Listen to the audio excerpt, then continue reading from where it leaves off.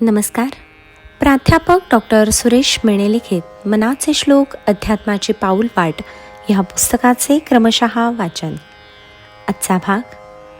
लपावे अति आदरे रामरूपी, भयातीत निश्चित ये सस्वरूपी.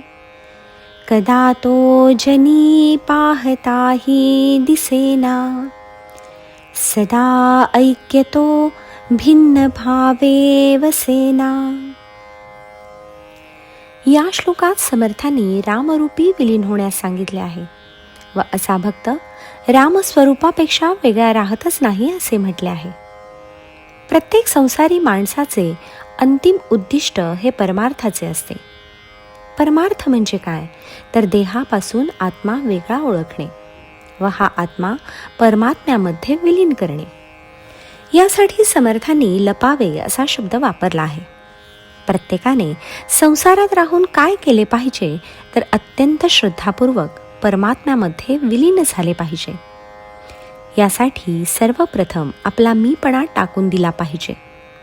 मीपणा ज्या व्यक्तीजवळ नसतो तो सर्वाभूती देव पाहतो. त्यामुळे त्याची स्वतःच्या देहावरची आसक्ती कमी होते. देहावरची आसक्ती कमी झाली म्हणजे आपोआप प्रपंचाची आसक्ती कमी होते. माणूस मिदेहीपणा टाकून देतो व तो विदेही बनतो. त्याचे देहावरचे लक्ष कमी होते व तो आत्म्याला ओळखायला लागतो. जाणता जाणता त्याच्या लक्षात येते की आत्मा हा परमात्म्याचाच अंश आहे व तो त्यासाठी परमात्म्याकडे आकर्षिला जातो व त्याचाच ध्यास घेतो व हळूहळू तो आपला आत्मा ह्या परमात्म्याशी एकरूप करतो. असे प्रत्येक प्रापंचिक माणसाने केले पाहिजे असा उपदेश समर्थ करतात. यासाठी ते सांगतात की लपावे अति आदरे रामरूपी व पुढे ते म्हणतात भयातीत निश्चित ये सस्वरूपी. माणूस भवाच्या भीतीने जो ग्रासलेला असतो तो हळूहळू भयातीत होतो व निश्चितपणे परब्रह्म स्वरूप होतो. अशा स्थितीत तो सुखदुःखाच्याही पलीकडे गेलेला असतो. सर्व षड्रिपूंवर त्यांनी मात केलेली असते. अपरभाव त्याचा नाहीसा झालेला असतो. अशा व्यक्तींचे वैशिष्ट्य सांगताना समर्थ म्हणतात कदा तो जनी पाहताही दिसेना. अशी व्यक्ती जनात असूनही नसल्यासारखी असते.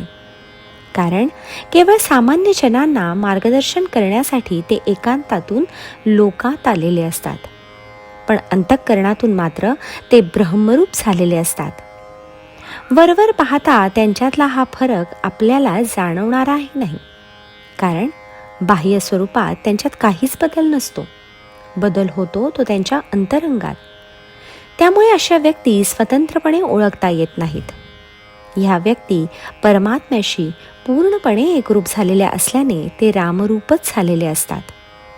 त्यांचा वेगळा असा भाव राहतच नाही. साखर पाण्यात जशी विरघळते व त्यानंतर तिचे स्वतंत्र अस्तित्व नसते, तसेच त्यांचे परमात्म्याशी एकरूप झाल्याने होते. ते वेगळा भाव ठेवून राहतच नाही. ते जणू काही भगवंतमयच झालेले असतात. म्हणून समर्थ म्हणतात सदा ऐक्यतो भिन्न भावे वसेना. यासाठी प्रत्येकाने आपला आत्मा ओळखून तो परमात्म्याशी एकरूप करण्यासाठी साधना केली पाहिजे.